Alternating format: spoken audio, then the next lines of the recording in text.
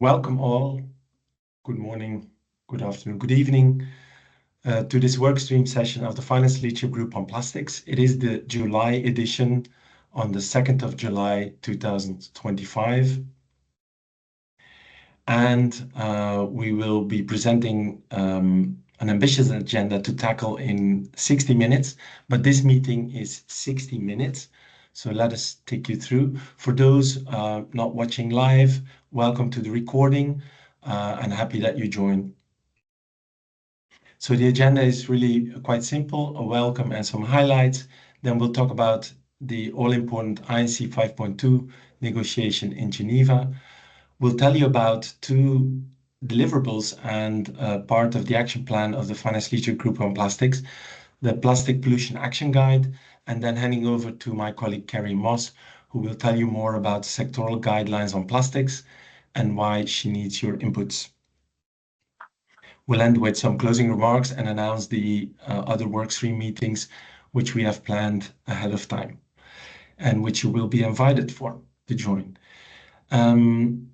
So when it comes to the highlights, the first highlight we like to share with you is obviously the update on how we are progressing on deliverables. As you know, this group has started 2 years ago, and we've done some fantastic work inspiring the participants, the multi-stakeholder dialogue that is happening in the context of the INC negotiations.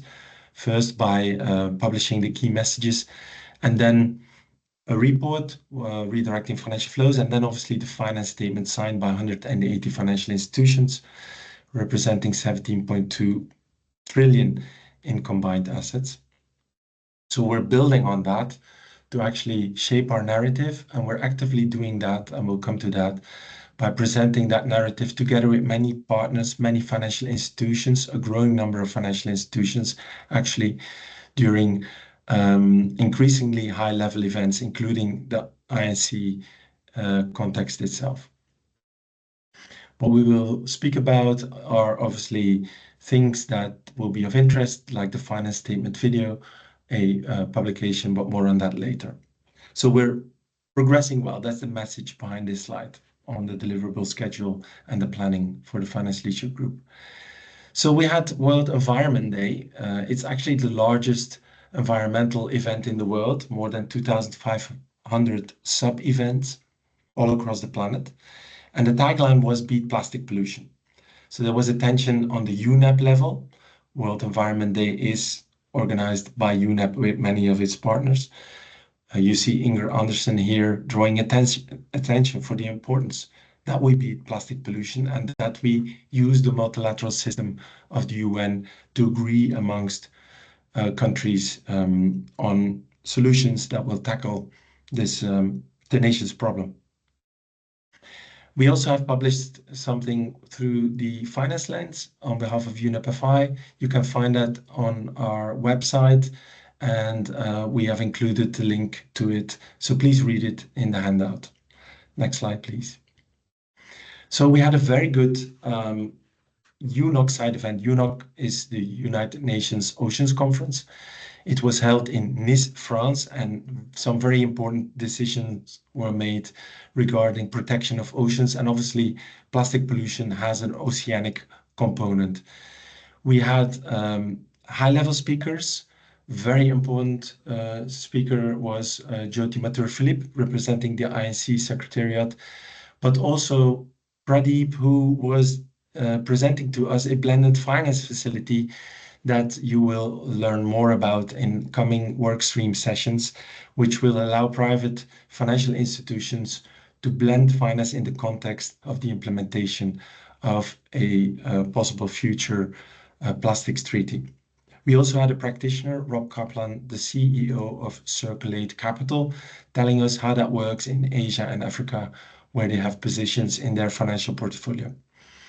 Many fantastic speakers, briefly, the solution side, and we had, in reaction to that, the financial solution side, reacting to those offering solutions on the beach. So we said, closing the gap between the beach, the ones doing the frontline work, cleaning the beaches from plastic pollution, and the ones actually able to raise the capital to do more of that activity. That was very successful. Again, reach out if you want to know more about that. That was not recorded. This one was recorded, and if you haven't looked at the recording, please do. If you haven't attended, please go to the recording. We had some fantastic speakers. I'll spare you the details because, again, these handouts are available with timed agenda, so you will be able to skip the parts that you do not want to hear and go to those directly that you are eager to hear. And return to them. So we will happily share more. So reach out to us if you haven't seen this yet. The title was Exploring the Interlinkages Between Finance and Plastic Pollution, and it was a members-only webinar for UNEP-FI members. Next slide, please. So the all-important INC 5.2, where we will know whether countries are able to decide on mutual rules that they will go forward with to implement what is now called the Global Plastics Treaty, which was decided on more than 3 years ago at UNIA 5.2, which is the legislative body on environmental matters organized by UNEP on behalf of member states, and then which spawned the International Negotiation Committee, the INC, which now is going to engage with member states and lead member states through a dialogue to come to a legal document called the Global Plastics Treaty at INC 5.2 in a room that is fully renovated, as I understood, the Assembly Hall, which will be used for the first time after a long time of reparations and restoration. So it will be in pristine state, and hopefully we will have a great outcome. But again, that's not up to us to determine, to determine what we think, and that's our theory of change. That's why we started the leadership group 2 years ago and not after the text was agreed. We think, and we know by speaking to 40 plus parties that have expressed interest to us on this topic to date and counting and increasing, that we can start working on this topic and do not have to wait for the Global Plastics Treaty to land. Next slide, please. So the starting point of the plastic treaty negotiation is the chair's synthesis text. That's not changed, and it's closer than ever to a legal text, and it also has important sections on finance. We will pay attention to that when we have the final text, which is probably the best basis to connect to what regulatory landscape the financial sector or the private financial sector will be facing after the treaty is agreed. Next slide, please.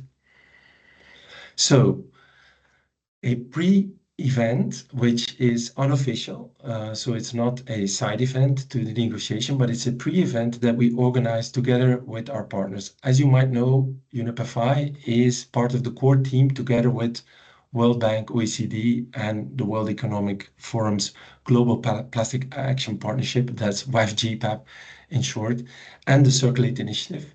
Those 5 form the Financing Coordination Group, and we are organizing a day, or actually a half day, and then another half day, which together is called Solutions Day, but the first half is Finance Day. And you are warmly invited, all of you, to join us. If you've not been contacted by now, then something went wrong in the communication. So do please reach out to me or Peggy, because we can inform you about all the details. And we have some speakers from this group already scheduled to present real world cases, inspiring the multi-stakeholder audience, which means that science, NGOs, government representatives, negotiators will be in the room and joining us to learn about what implementation from a financial angle and from a private sector perspective might look after we agree on a global plastics treaty. So I'll spare you the details on this, but just be aware that you are able to join and that you are warmly invited. We do limit attendance to 1 representative per organization. And obviously would love to have you speak, because you are the best representatives of this work, as you are the practitioners and putting this into practice in your daily lives, in your daily professional lives. There's a second session. So the first session is really about cases and inspiring through active best practices from Global North, Global South. In the second session, we focus on low income to middle income countries where more aspects of the just transition need to be emphasized and where we look at the opportunities for inclusive financing. Next slide, please. So again, if you have not received that, it might have gone to your spam folder, and do reach out because we have a proper invitation for you and we are asking you who would be the most suitable person from your organization to join us on Finance Day in Geneva at the World Economic Forum, 2 days before the start of the official negotiation on the 3rd of August.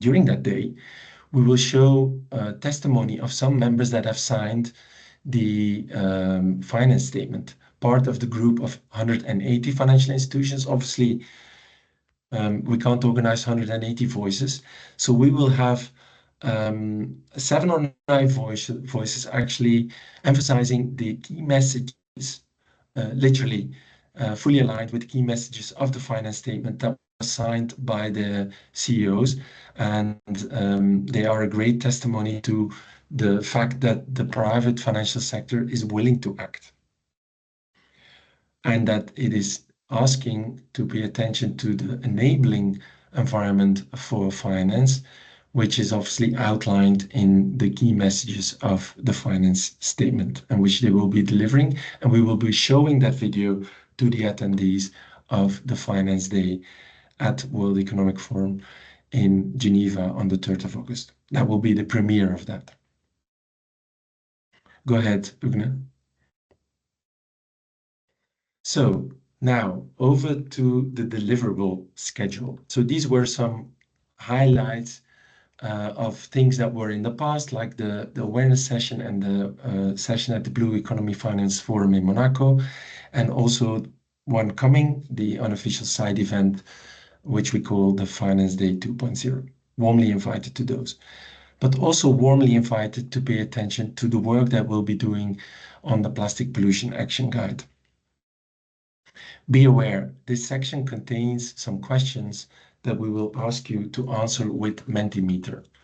So if you haven't yet, take your mobile phones, like I'm doing right now, and you will be asked to scan a QR code so you can join us in an interactive part where we ask some questions, because we're really curious where you are on some of these topics. But before we dive into that, Ugne, who you might have been approached by, asking for case information, will take us through the cases that we already have and the ones that we want to receive more of in the future. Ugne, take it away. Thank you, Jan. Hello, everyone. So as you may recall, we had a call for case studies during the previous session of this workstream. And today I would like to update you on the progress that we have made since then. So this table here shows the case studies that were submitted to us by the members of this group. So you can see that we have 7 different case studies from 5 different banks, and we wanted also to thank them again for their contribution. So as you can see from the columns of this table, we have categorized the case studies based on different dimensions. So the first one is the Principles for Responsible Banking Action category, which identifies whether the case relates to client engagement or stakeholder engagement or portfolio composition and financing, or another one that is not here, which is the internal processes and culture. The next one is sectors. So it shows whether the case study concerns packaging or textiles or transport or agriculture or any other sector. And as you can see, packaging is the most represented one here. Then we have type of mechanism, which can include financial mechanisms like blended finance, debt financing, or equity investment. But it also has some non-financial instruments, such as in the case of ProCredit Bank, where they had risk assessment, advisory, and capacity building, in addition to green financing.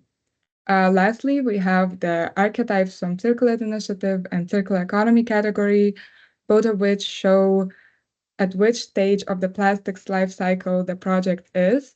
And we can see that for the archetypes, recycling is the most common one. And for the circular economy category, the value recovery is the most common one. So there is a downstream focus here, and it is worth emphasizing because it aligns with the findings of Circulate Initiative and also some other publications that show that a lot of the circular financing in plastic is concentrating at the end of life solutions. Since our publication is scheduled for release at the end of the year, we still have some time to collect additional case studies. So if your financial institution has a relevant example that hasn't been submitted yet, please don't hesitate. And we have a short and user-friendly questionnaire that we can send you, and then we draft a text for you. And of course, you have the opportunity to review it as much as needed. So this is a final call for the case studies, especially those that are focused on the upstream solutions, such as circular design and production, circular use, or circularity enablers. Finally, we would also like to encourage insurers in this group to contribute. We know that their case studies may differ in nature from those in the banking sector, but they are equally important to show an example for the industry. So if your institution is addressing plastic pollution through insurance lines of businesses such as underwriting practices, we would be very happy to discuss how to best include them in the publication.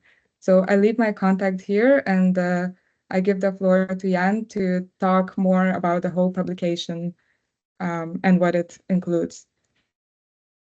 Thank you, Ugne. Perfect contribution. And I've put in the chat the Harmonized Circular Economy Finance Guidelines published by IFC and a number of the partners that we at UNIPFI work with on the circular economy work that we do besides pollution.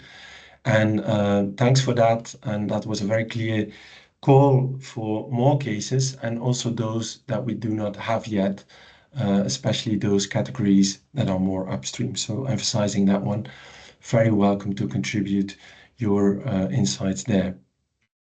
Because we will be using them in the publication that we are about to publish by the end of November.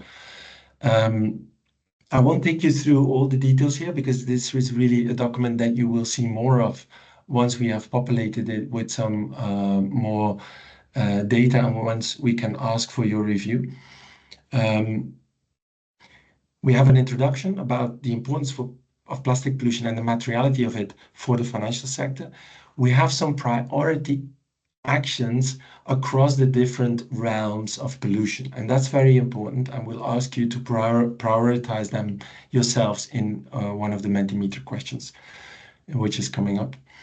We'll pay attention, and this is a quite traditional build-up, we'll pay attention to assessment, the importance of monitoring and transparency, actually also the dependencies analysis, impacts, risk and opportunities, Dara. You will have to go through that also because of the existing sustainability reporting that you're doing and how to integrate plastic pollution into that. We will have to talk about strategy because obviously you can integrate plastic pollution activities at the strategy, the portfolio, or the deal level, and if possible, in all of the above.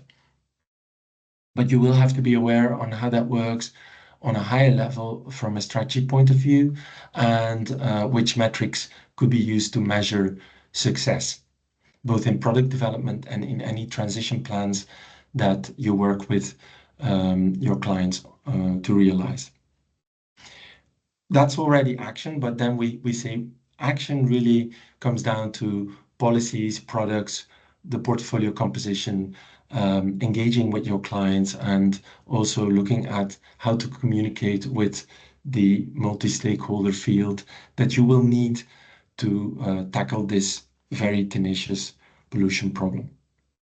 Because plastic is everywhere, it's in every sector, and that's actually one of the reasons we have these types of workstream calls. Now, your case studies will be, some of your case studies will be appearing in this publication.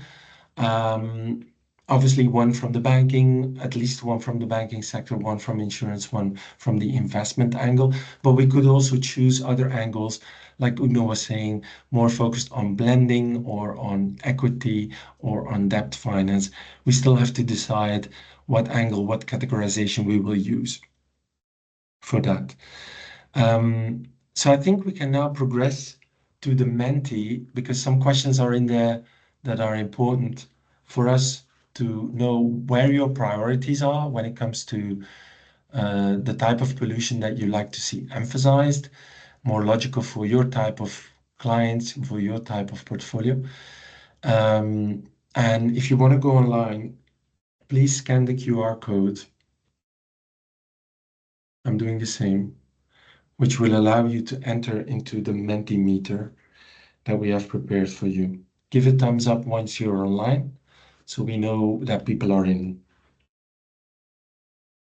And I guess, Ugne, you will be progressing us through the questions, right? In the Menti. Yes. Excellent. I would like to add that if you want to join through your laptop, you can also use the code at the top of the screen and just go to menti.com. Yeah. Thanks. So if you haven't got a second screen, use your first screen and just go to menti.com and type in 23499143. I can't see how many people are there, but let's just assume many of you have succeeded to join. Can we see that, Ugne, whether people are actually joining the Menti? No, I cannot see actually the number of people, Okay. but we can try and start. Yes. Okay. Let's go to the first question, and you can always join because the code to type remains in the screen. So the question is, you've seen we're going to work around different realms of pollution and particularly plastic pollution. So as a warming up exercise, we will ask you in which of the realms of pollution are plastics most relevant for your client base, and which ones have you potentially already engaged on and are relevant for your financial portfolio composition? Is that the aspects of plastic pollution in the context of climate GHG emissions, atmospheric pollution, we call it, the other air pollution like particulate matter or any other chemical pollution going into the atmosphere, freshwater pollution. Think about microplastics going into the water, other chemicals that leak from packaging that gets dropped into water, or soil pollution. Think about agricultural plastics, clients in that space. So thank you for at least some of you replying. And obviously, we presented at the Blue Economy Finance Forum, and we saw from the turnout of banks and financial institutions that was there that really water is a very important topic when it comes to plastic. But obviously, we always need to be aware that the problem itself starts on land. The factories are mostly on land, except for some discarded plastics from shipping and fisheries, which are material. If you finance fisheries and those types of enterprises, but a lot of it originates the pollution aspects from land-based use. So we will talk about soil pollution, but we will take into account that you've told us that freshwater and oceanic pollution are really your top priority from this group, at least. If the votes have stopped, this is just for our information. We'll save it and actually we'll send you the result of this Mentimeter outcome as part of the handout. So if the votes have stopped, now we're at water being in the top two positions. We'll go to the other one, which is a bit more interactive. We are really looking for contributors. So go to the next slide, Ugne.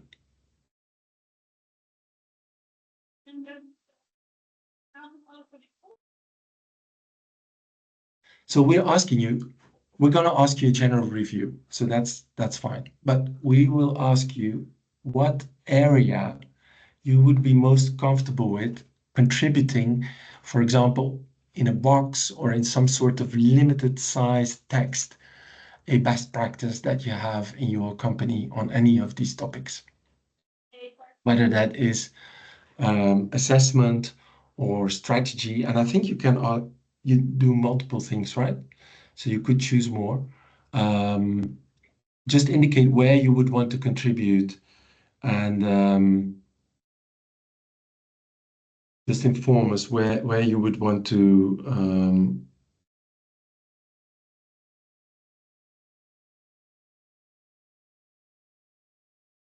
portfolio composition and financing, which obviously aligns very much with the second topic that Carrie will be introducing, the screening tool.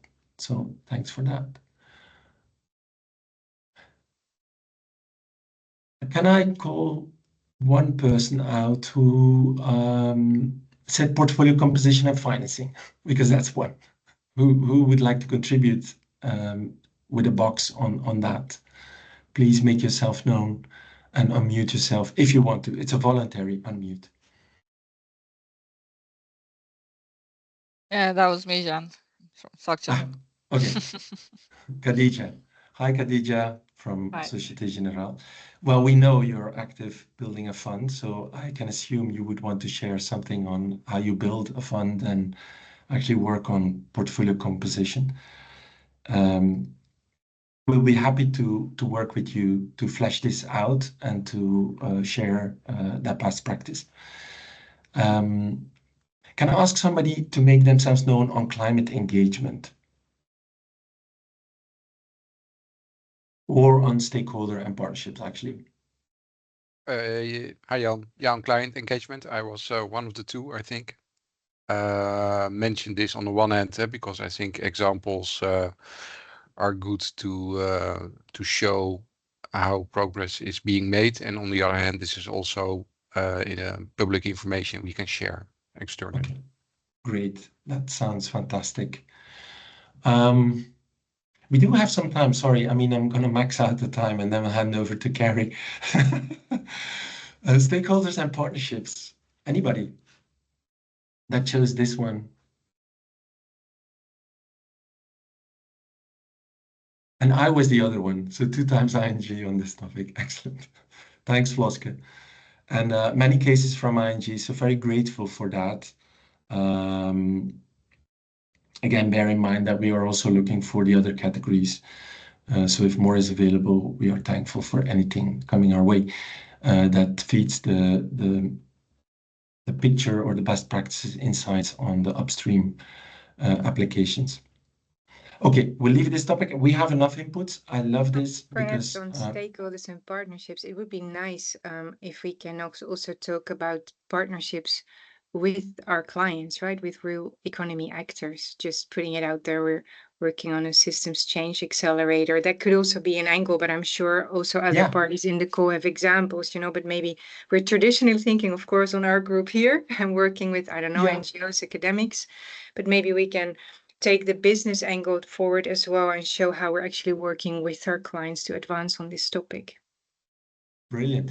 A system change accelerator sounds really spot on, and it is a systemic problem, the pollution of plastics, because it's integrated across every economic sector and it's used as a growth motor for many sectors. Plastic was a revolution where little was to be worried about, but now we're thinking differently in the perspective of the ramp up of the pollution. So thanks, System Change Accelerator, keeping that in mind. Thanks for your contribution. Handing over actually to Carrie. Carrie, please take it away. Carrie Moss, a colleague from our pollution and circular economy team. Good afternoon, everyone. I'm leading the Unipify sectoral guidelines series. And before I start, actually, that system change accelerator sounds really interesting. And I think our colleague Marijn de Haas would love to speak to you a little bit more, Joost and Fosk, because she's busy working on client engagement guidelines herself. But coming back to my work, I'm very excited to be here today and present the first draft in the series to you. These guidelines obviously come at a very pivotal time. INC, well, the final meeting's just around the corner, as Jan said, and we see financial institutions under growing pressure from regulators and clients and stakeholders to take credible, measurable action on plastics. Yet, and I know this isn't the core group, but we see a lot of misclassification and confusion around what classifies as truly circular for plastics. And that's where the guidelines comes into play. Our theory of change here is that if financial institutions apply a consistent and context-aware methodology to classify and screen plastics-related investments, then capital can be shifted from that linear waste generating model towards more circular solutions. And as the group knows, the shift is not just good for the environment, but it reduces systemic risks and unlocks those new investment opportunities. So over the next 15 minutes, I'll walk you through the sectoral guidelines, introduce the decision tree approach, and talk through the accompanying workbook and which enables auditable, context-sensitive screening for plastics, with the hopes that you're available to review the guidelines in the coming weeks. And I appreciate that summer coming up, so I'll drop a little message in the chat. If you're available, give me a thumbs up. And then for those online, when we send out this slide deck, and I'll include the instructions and where we'd love your support. Please just email me back if you're available. Ugne, please can we move to the next slide? So as Ugne said, you know, despite this growing awareness in plastic pollution, financial flows remain heavily skewed towards the linear activities. And according to Circular Initiative's report that was published last year, over 90% of the plastics-related capital still supports non-circular models. And even with the small 82% of circular finance, it was directed downstream.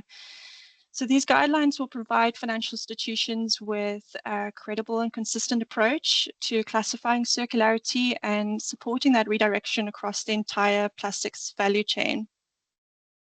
I also have a mentee. It'll be my only mentee. Ugne, if we could move over to that. And I'd really just love to gauge from the room, particularly with this audience, if you could tell us where most of your plastics financing sits, within which category. And it's, oh, we're going to miss one category. It's absolutely fine. Please use the QR code. You're welcome to say, I'd rather not say. Or if you're not sure, that's absolutely fine too. That's why we're putting these guidelines together. I'll give some time for everyone to join in. I'm not sure. That's fine.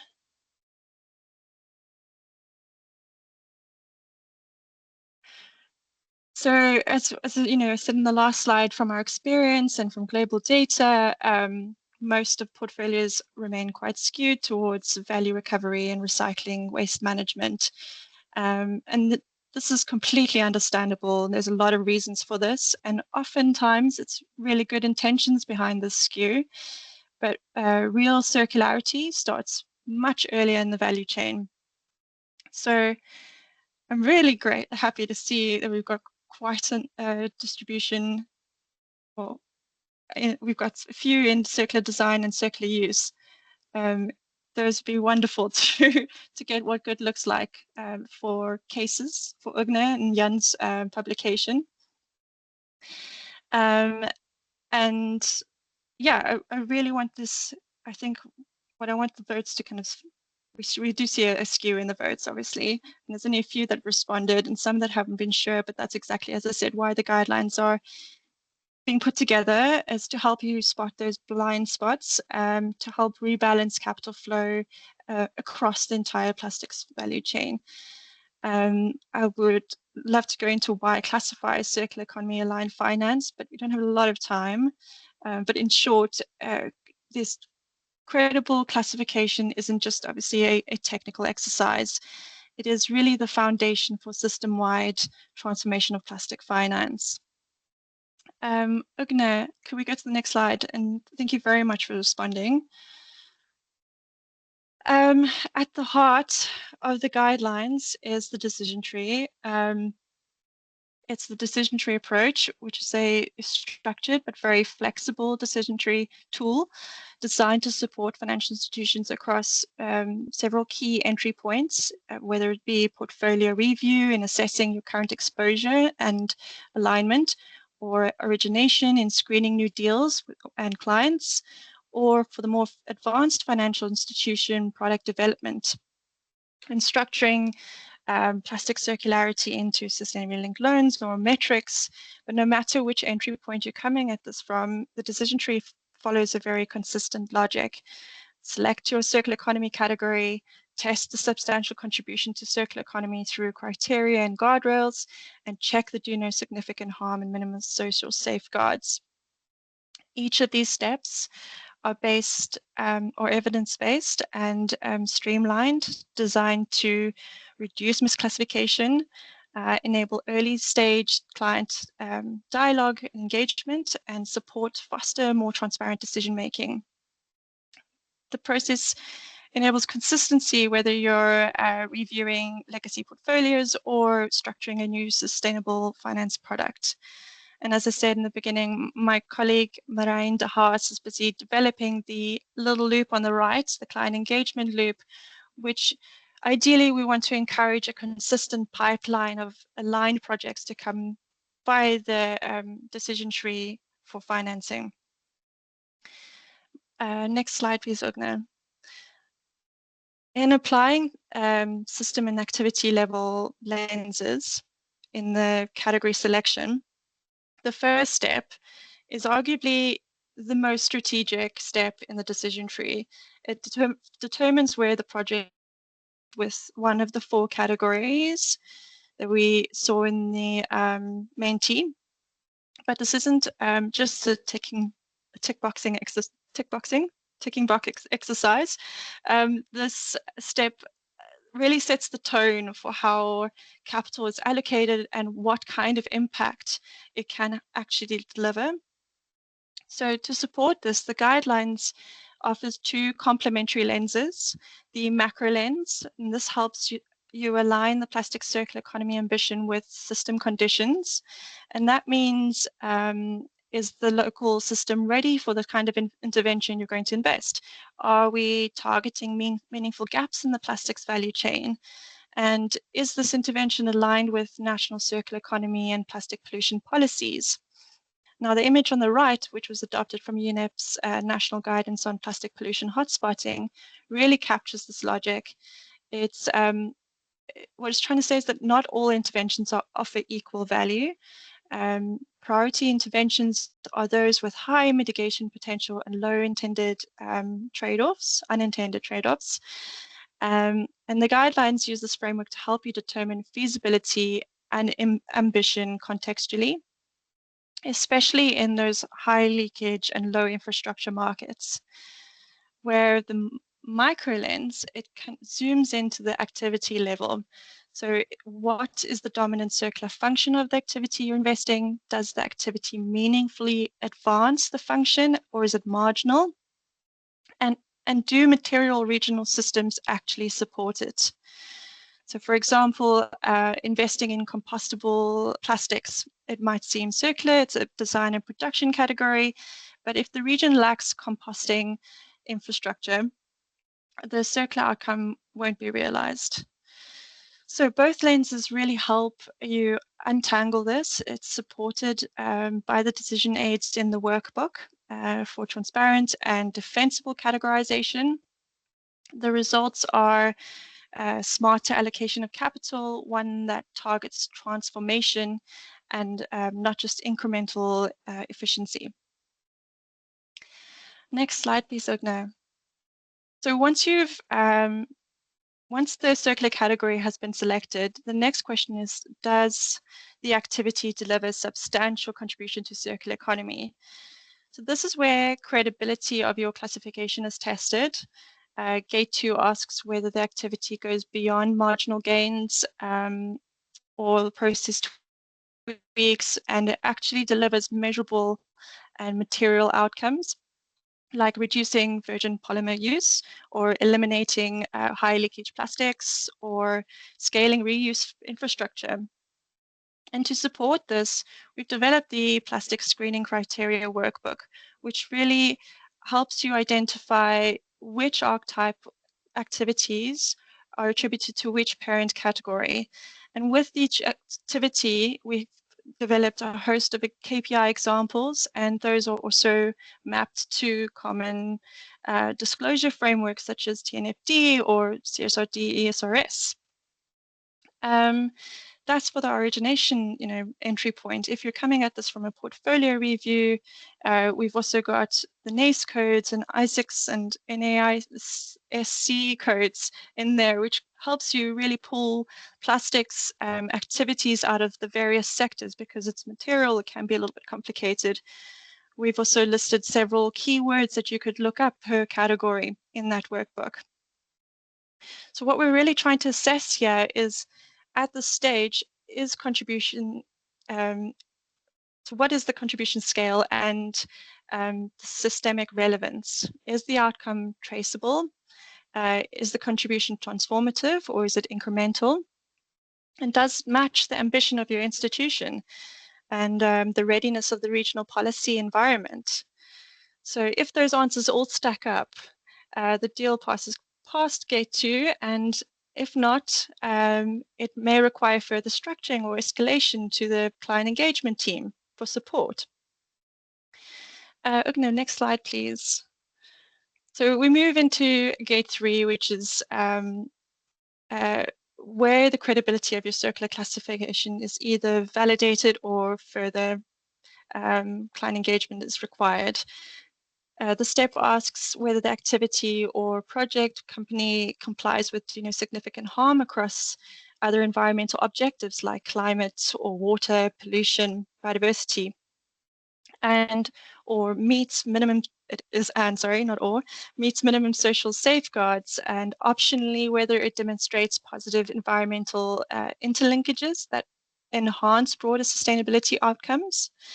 This gate is really essential because even in activities that pass the category fit and the substantial contribution gate, there can still be a result of significant harm if these safeguards are not met. This could be through toxic additives, microplastic leakage, excessive emissions during recovery, or unsafe labor conditions in collection or recycling centers. If these risks can't be mitigated, these activities cannot be classified as circular aligned, and instead the guidelines recommends recording the issue, engaging with the client, and supporting them in restructuring the deal to bring it back into alignment. On the upside, we also encourage institutions to document positive interlinkages where they exist. And these might be, greenhouse gas emission reductions, improved water quality, reduced plastic leakage into the environment. But there is a catch. These interlinkages must be supported by robust, significant harm and minimum social safeguard checks. Otherwise, what looks like a positive spillover could really mask a deeper harm and result in greenwashing. So in short, gate 3 is really your integrity check. It helps you ensure that the circularity claims are not only technically valid, but environmentally and socially sound. I'm going to wrap it up here quickly. One more slide. Next slide, please. Thank you very much. As I close, I just want to thank you very much for your time and engagement and invite you to the review phase, which runs from the 7th to the 15th. I'd also want to add one more, context to the review. A core goal of this is to support public-private collaborations and blended finance by giving all actors a shared and credible way to classify circular economy aligned plastic investments. So we believe that the transition to circular plastics will be delivered by not just one actor alone, and it will require aligned classification, co-financing, and interoperable methodologies. So we will also be inviting the Multilateral Development Bank Circular Economy Working Group to review and engage on this draft as well. And I very much look forward to your feedback. Thank you for your time. Excellent, Carrie. Thanks. Thanks. Very clear 3 steps. And I like the last one, which is kind of a step where you make sense of what you've technically identified in the previous steps.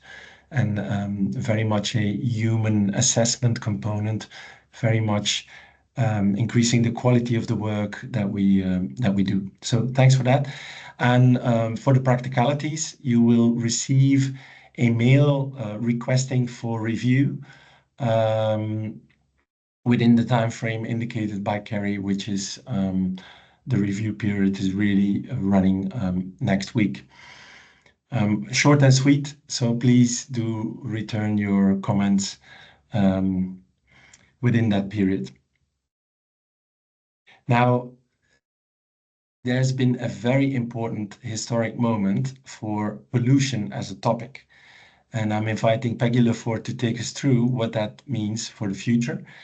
And the title is kind of a long sentence. We are going to introduce you, if you haven't read about it yet, to the Intergovernmental Science Policy Panel, previously known as the Science Policy Panel, by the way, SPP. But it's a science policy panel on chemicals, waste, and pollution, ISCWP. Still have to get used to the acronym, but Peggy, you are more used to it, and please take us through what it means for the world of environmental finance as we are living in today. Thank you, Jan. Thank you. And yeah, great to be with you today to share this historic moment, because it is really a historic moment. So on 20th of June in Punta del Este in Uruguay, countries agreed on this new science policy panel, so which has a horrible long name, Intergovernmental Science Policy Panel on Chemicals, Waste and Pollution, ISPCWP, which really fills a major gap that we had in the global environmental architecture, because we had the IPCC for climate change, so which is the science body for climate change. We have the IPBES for biodiversity, and there was none for pollution.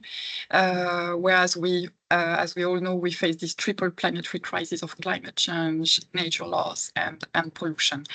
So now this gap with the creation of the ISPCWP, which was approved after several years of hard negotiations between countries. So this newly established panel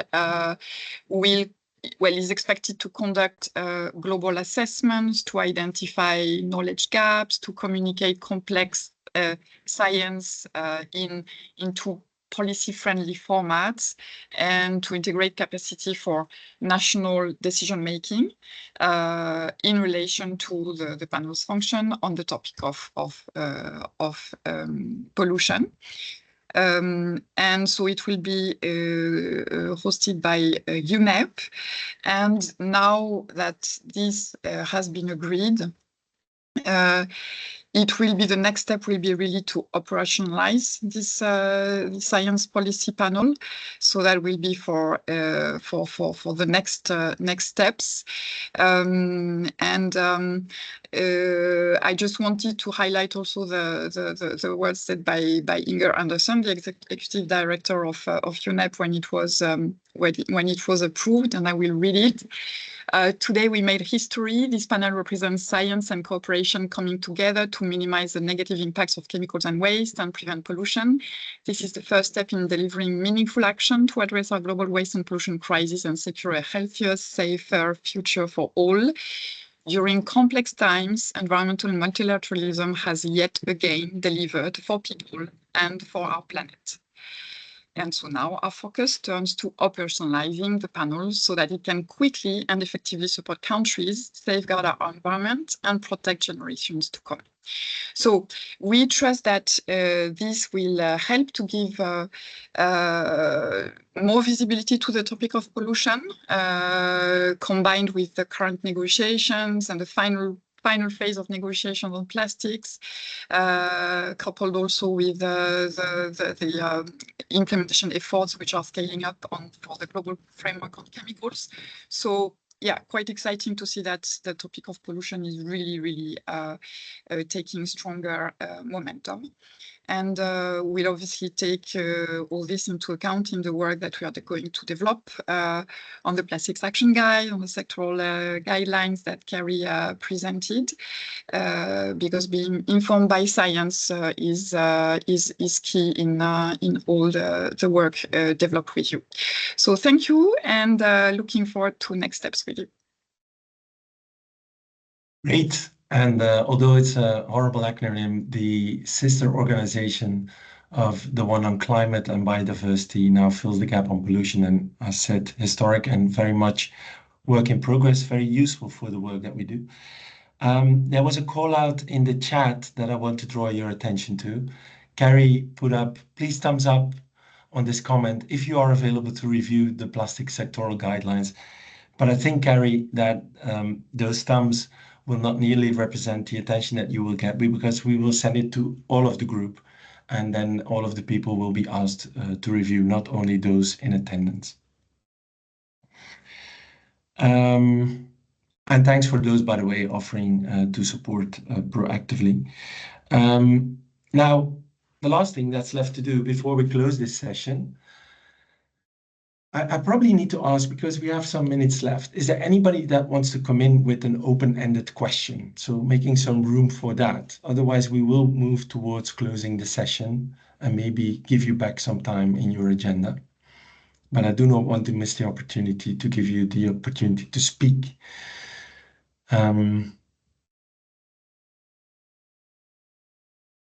That's silence enough, I think. We will handle it via the chat. So mark your calendars. The upcoming events are the Finance Day 2.0 in Geneva, 3rd of August. If you haven't received invitations, please reach out to us actively. We have already talked to parties like Acmea, ING, active conversation with SocGen, and also with ProCredit to present cases to inspire those in the room during that important day. And if you are willing to join us, please reach out. The FLGP, well, actually the Finance Leadership Group on Plastics, that's what it's called, Workstream session of September will be around the 10th of September. Still looking for the exact date, because some people told me that they do not work on Wednesdays and could not join. And I think that's a Wednesday again. So looking maybe for another date around the 10th of September. The next one is then 5th of November, and we will have an awareness session in the fall. I put it here in December, but that's very much TBD, TBC, although we have been approached by our partners to work on that. So in brief, many goodies coming up, and thanks for the attention, thanks for your time, and have a great rest of your day. This is the end of this call, and we're going to close up. Bye-bye. Thanks for attending. Thanks, Bye-bye. Jan. Thanks. Bye. Bye.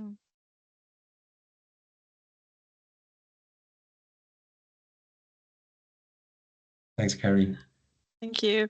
Ciao. Job, Bye-bye. job done a good one. Thank you. Bye, Donkey.